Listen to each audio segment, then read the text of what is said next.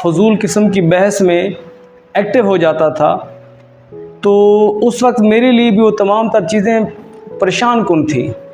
कोई तामीरी चीज़ें नहीं थी, तखरीबी थी।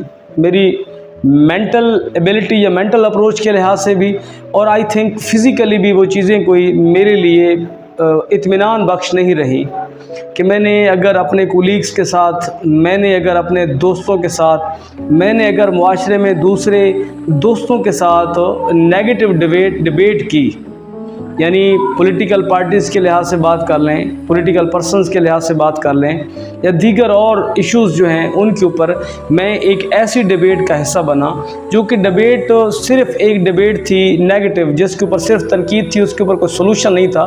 तनकीद और बातें और मनफी कमेंट थे। तो आप कर रहे हैं मनफी कमेंट या आप उसका दिफा कर रहे हैं, तो दोनों लिहाज से ये डिबेट जो है, ये डिबेट हमारे लिए इंतहाई नुकसानदेह है।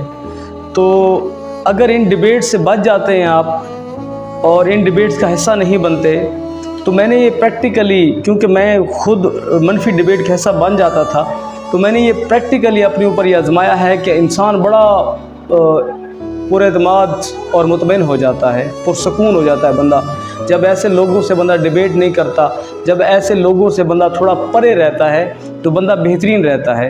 तो अगर आपके मुआशरे के अंदर ऐसे लोग हैं, आपके दोस्तों में ऐसे हैं, आपके वर्कर्स और आपके साथ क्लास फेलोज़ और आपके साथ अपने कुलीग जो हैं, अगर ऐसे हैं कि वो सिर्फ़ एक मनफी डिबेट करते रहते हैं, तो आप उनकी इस डिबेट से बचें।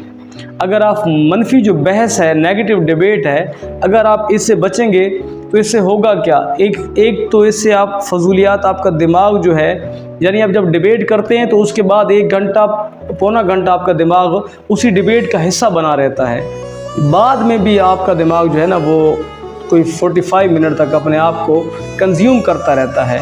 तो आप ऐसी डिबेट से, ऐसी फजूल तनकीद से या ऐसी फजूल बहस से अगर बच जाएंगे तो एक तो आप मुतमईन हो जाएंगे, दूसरा आप जो है वो नेगेटिव सोचना बंद कर देंगे, आपकी नेगेटिव सोच भी ख़त्म हो जाएगी और आप दिमागी तौर पर रिलैक्स हो जाएंगे। यानी जहां आप दिमाग फजूलियात में खपा रहे थे, वो दिमाग अब आप फजूलियात में नहीं खपा रहे, तो ये आपकी दिमागी सेहत के लिए और या आपकी जिस्मानी सेहत के लिए भी अच्छा है। तो कोशिश करें फजूल डिबेट का हिस्सा ना बने, पुरसकून रहें।